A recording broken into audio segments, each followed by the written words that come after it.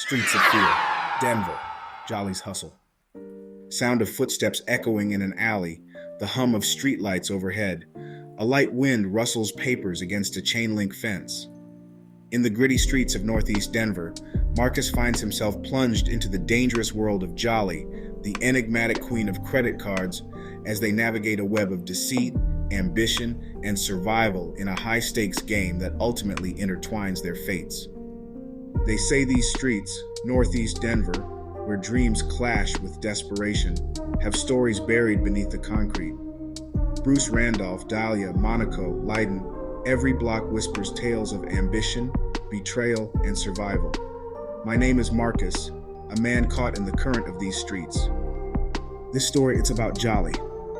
Now, Jolly wasn't your average boss. She moved unseen, running her empire out of a laundromat on 28th and Colorado Boulevard, down the street from Triple Core Electronics. To strangers, it was just washers spinning and dryers humming. To those in the know, she was the queen of cards, beautiful, razor sharp, and dangerous enough to unravel men before they even realized it. You'd never see it coming. Jolly could turn charm into a weapon, her smile slicing through suspicion like velvet on steel. She once smiled at a cop outside King Soopers on 28th and Quebec and made him forget why he had even stopped her. Me, I was her runner, one of many. Easy job, or so it seemed. Pick up preloaded gift cards, drop them off somewhere else. No questions, no second glances, easy money. At least that's how it started. One day, Jolly called me upstairs. Her office overlooked her floor like a queen watching her kingdom. "Marcus," she said, typing without looking up, "you've been good to me. Want to level up?" Who was I to say no? Suddenly, I wasn't just running cards, I was making them. Burner phones, gas station skimmers along Colfax, and cracking credit card numbers on the fly. I thought I finally found my place in the game. That's when things got complicated. One night on 40th and Holly, I noticed a white sedan, its engine idling with tinted windows. At first, I chalked it up to some dealer watching his block, but I started seeing it everywhere, outside stash houses on MLK Boulevard, even near the laundromat.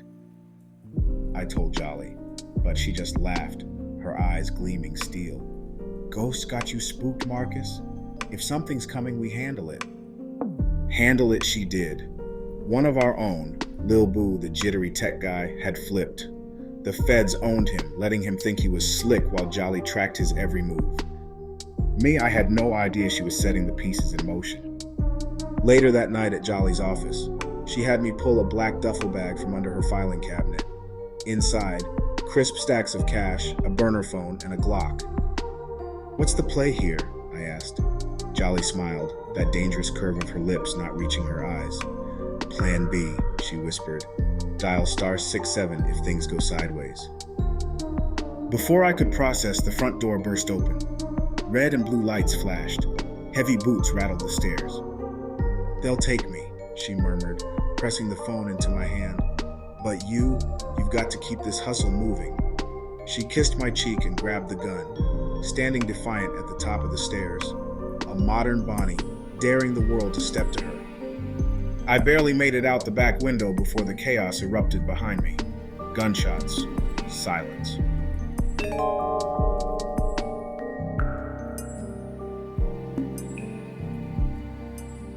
She was gone, or so I thought. No headlines, no arrests reported, just eerie quiet, until I got a single ring call from a burner, then a knock. I opened the door, and there she was, Jolly, bullet holes in her clothes, but smiling like she owned death itself. "You gonna let me in, or what?" she asked. Her grin was unsettling, magnetic. "Time to level up, Marcus," she said before tossing me the same black bag. "You can't keep a good woman down. Now let's get this cash." 3 years later, Jolly's still a shadow that haunts every corner of northeast Denver. She moves with an energy that feels almost immortal. We never talk about that night, but she's sharper, bolder, alive in a way I can't explain. If you're smart, You'll stay out of the laundromats. But if you're brave enough, find the prettiest woman in the room and pray she likes you.